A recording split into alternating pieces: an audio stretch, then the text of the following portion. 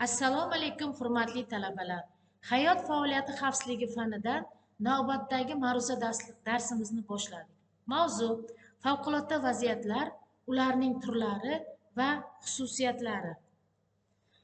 Mavzu bo'yicha rejalarimiz quyidagicha. Birinchi, favqulodda vaziyatlar tavsifi va ularning turlari. Ikkinchi, texnogen tusdagi favqulodda vaziyatlar, ularning xususiyatlari. Uchinchi, tabiiy tusdagi favqulodda vaziyatlar, ularning xususiyatlari. Hamda to'rtinchisi, ommaviy qirg'in qurollari va ularning ta'sir etish omillari. Favqulodda vaziyat. Favqulodda vaziyat, hurmatli talabalar, odamlar qurbon bo'lishiga, ularning sog'ligi yoki atrof tabiiy muhitga zarar yetishiga, jiddiy moddiy talafotlar keltirib chiqarishiga hamda odamlarning hayot faoliyati sharoiti izdan chiqishiga olib kelishi mumkin bo'lgan yoki olib kelgan avariya, halokat, xavfli tabiiy hodisa, tabiiy yoki boshqa ofat natijasida muayyan hududda yuzaga kelgan holat hisoblanadi. O'zbekiston Respublikasi Vazirlar Mahkamasining 1998 yil 27 oktyabrda qabul qilingan texnogen, tabiiy va ekologik tusdagi favqulodda vaziyatlarning tasnifi to'g'risidagi 455 sonli qaroriga asosan favqulodda vaziyatlar turlariga bo'lingan. Ularning vujudga kelish sabablari, ya'ni manbalariga ko'ra, birinchi texnogen, ikkinchi tabiiy hamda ekologik turlarga bo'linadi. Favqulodda vaziyatlar yuz bergan holatda zarar ko'rgan odamlar soniga, moddiy zararlar miqdoriga hamda ko'lamiga qarab, demak, birinchi lokal, ikkinchi mintaqa mahalliy, uchinchi respublika hamda to'rtinchi transchegaraviy holatlarga bo'linadi. Texnogen favqulodda vaziyatlarning xususiyatlariga, demak, insoniy omil. Texnogen ofatlar odamlarning xatoliklari yoki e'tiborsizligi tufayli sodir bo'lishi mumkin. Radiatsiya xavfi. Yadro yoki kimyoviy halokatlar radiatsiyasi xavfini keltirib chiqaradi. Keyingisi ifloslantirish, ya'ni texnogen ofatlar natijasida atrof muhitning ifloslanishi kuzatilishi mumkin. Tabiiy favqulodda vaziyatlarning xususiyatlari. Kuchli tabiiy hodisalar, ya'ni tabiiy favqulodda vaziyatlar kuchli tabiiy hodisalar natijasida sodir bo'ladi. Oldindan bashorat qilish qiyinligi, ya'ni tabiiy hodisalarni oldindan aniq bashorat qilish juda qiyin. Keng tarqalish, ya'ni ular juda katta hududlarda salbiy ta'sir ko'rsatishi mumkin va tarqalishi mumkin. Kuchli destruktiv ta'sir, ya'ni tabiiy ofatlar inson, mulk va atrof muhitga jiddiy zarar yetkazishi mumkin, hurmatli talabalar. Lokal va mahalliy favqulodda vaziyat nima? Asosan lokal favqulodda vaziyatda 10 dan ortiq bo'lmagan odam jabrlangan yoxud 100 dan ortiq bo'lmagan odamning hayot faoliyati sharoitlari buzilgan yoxud moddiy zarar favqulodda vaziyat paydo bo'lgan kunda eng kam oylik ish haqi miqdorining 1000 barobardan ortiq bo'lmagan hamda favqulodda vaziyat zonasi ishlab chiqarish obyekti yoki ijtimoiy maqsadli obyekt hududi tashqarisida chiqmaydigan favqulodda vaziyatga tegishli bo'ladi. Mahalliy favqulodda vaziyatlarga esa 10 dan ortiq, biroq 500 dan ko'p bo'lmagan odam jabrlangan yoxud 100 dan ortiq, biroq 500 dan ko'p bo'lmagan odamning hayot faoliyati sharoitlari buzilgan yoxud moddiy zarar eng kam oylik ish haqi miqdorining 1000 barobardan ortiqni, biroq 500 000 barobardan ko'p bo'lmagan hamda favqulodda vaziyatlar zonasi aholi punkti shahar, tuman, viloyat tashqarisiga chiqmaydigan favqulodda vaziyatlarga tegishli bo'ladi.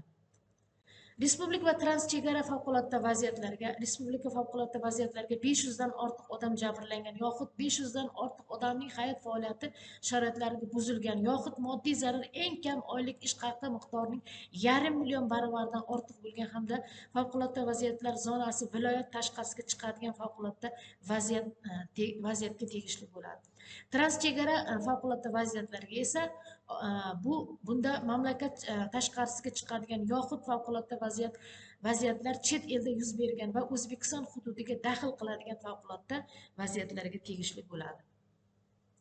Texnogen va tabiiy ekologik tusdagi favqulodda vaziyatlar, hurmatli talabalar, tinchlik davrida sodir bo'lsa, lekin harbiy harakatlar va terroristik faoliyat natijasida albatta ommaviy qirg'in qurollari qo'llanishi mumkin.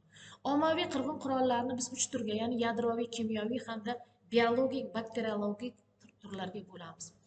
Demak, bundan birinchisi yadroviy qurollar va ularning ta'sir etish omillari. Yadroviy qurollar keng miqyosda odamlarni, sanoat va turar joy markazlarini yo'q qilish, inshootlarni, texnikalarni izdan chiqarishga mo'ljallangan. Yadroviy qurollar yadro zaryadidan, qurolni nishonga yo'naltiruvchi qism va qurolni boshqaradigan qismlardan tashkil topgan. Yadroviy aslahalar raketa, bomba, mina, snaryad, torpeda va boshqa ko'rinishlarda bo'lishi mumkin.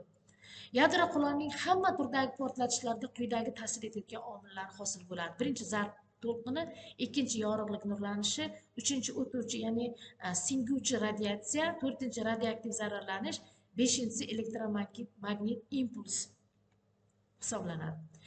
Bulardan birinchisi zarb to'lqinini ko'rib chiqayotgan bo'lsak, yadroviy qurollarning asosiy shikastlantiruvchi omillaridan biri hisoblanadi. Zarb to'lqini deganda yuqori haroratga ega bo'lgan, tovush tezligidan ham yuqori tezlikka ega bo'lgan siqilgan muhit hisoblanadi.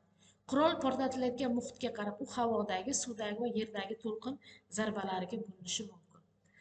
Yorug'lik nurlanishi deganda elektromagnit nurlar tushunilib, unga ultrabinafsha, infraqizil hamda ko'rinadigan nurlar kiradi. Yorug'lik nurlanishini ta'sir etish vaqti yadro qurolining quvvatiga bog'liq. Quvvat oshgan sari bu omilning ta'siri ham ortib boradi. Yorug'lik nurlanishi omili ta'sirida odamlarning ochiq qolgan joylari kuyadi, ko'zi xiralashadi. Hayvonlarning junlari kuyadi va yengil yonuvchi materiallar yonib ketishi mumkin. Kimyoviy qurollar va ularning ta'sir etish omillari. Kimyoviy qurollar, hurmatli talabalar, zaharli kimyoviy birikmalar bo'lib, ular asosan zaharli moddalar hisoblanadi. Kimyoviy qurollarning kuchi ularning zaharli xususiyatlariga qarab belgilanadi. Kimyoviy qurollar himoyalanmagan odamlarni, hayvonlarni, o'simlik, yer, suv, havo, inshoot, texnika va jamiki ko'rinadigan narsalarni zaharlaydi. Bunday qurollar asosan nafas yo'li, teri, oshqozon, ichak va yaralangan joylarda qon yo'li bilan ta'sir qilishi mumkin. Kimyoviy qurollarning shikastlash xususiyatlariga ko'ra tasnifi, ya'ni bunda asabni falajlovchi zarin, zoman moddalari bo'lishi mumkin. Terini zararlovchi, ya'ni yiringlatuvchi irgit moddalari bo'lishi mumkin. Bundan tashqari o'sha kimyoviy qurollarni shikastlantiruvchi xususiyatlariga ko'ra umumiy zaharlovchi, masalan, sinil kislotasi, xlorisanni misol keltirishimiz mumkin. Yoki bo'g'uvchi fosgen, difosgen moddalarini yoki psixokimyoviy, ya'ni ruhiyatga ta'sir etuvchi bizet moddalarini, qaltiratuvchi, achishtiruvchi, ko'zdan yosh oqizuvchi xlorat setafenonni misol keltirishimiz mumkin, hurmatli talabalar. Umumiy zaharlovchi zaharli moddalar bu guruh moddalarni nafas organlarini ishdan chiqaradi. Odam organizmdagi to'qimalarni oksidlanish jarayonlarini to'xtatib qo'yishi mumkin. Biologik qurollar va ularning ta'sir etish omillari. Biologik qurollar bakterial vositalarga asoslangan, ya'ni bakteriyalar, viruslar, zamburug'lar va ular faoliyatiga zaharli mahsulotlar misol bo'lishi mumkin. Kasallik tarqatuvchilar, hasharotlar, kemiruvchilar bo'lishi mumkin. Shular orqali yoki o'q doridagi suspenziya va kukunlar orqali ishlatiladi. Vujudga kelishi mumkin bo'lgan kasalliklar aynan o'sha biologik qurollar natijasida, masalan, kasalliklarga o'lat, vabo, Sibir yarasi, botulizmni biz misol keltirishimiz mumkin. Ya'ni bulardan o'lat odam va qishloq xo'jaligi hayvonlarining eng xavfli yuqumli kasallik hisoblanib, uning tarqatuvchisi odam organizmi tashqariga yashash davri qisqa hisoblanadi. Lekin odam so'lagi bilan chiqib 10 kungacha yashashi mumkin. Bundan tashqari vabo, bu ham juda xavfli hisoblanib, uning tarqatuvchisi vabo vibrio mikrobidir. Vabo bilan kasallangan bemorni ichi ketib, qusadi, qaltiraydi va juda ozib to'zib ketadi. Agar kasallik davolanmasa, tezda o'ladi. Sibir yarasi, buni tarqatuvchisi Sibir yarasi mikrobi hisoblanadi. U teri, nafas yo'li, oshqozon, ichak yo'li bilan kirib, o'zini ta'sirini ko'rsatadi. Bundan tashqari botulizm, bu kasallikni ham botulizm toksini tarqatadi. Bu toksin juda zaharli hisoblanadi, hurmatli talabalar. Shuni bilan bugungi ma'ruzamiz tugadi. E'tiborlaringiz uchun katta rahmat.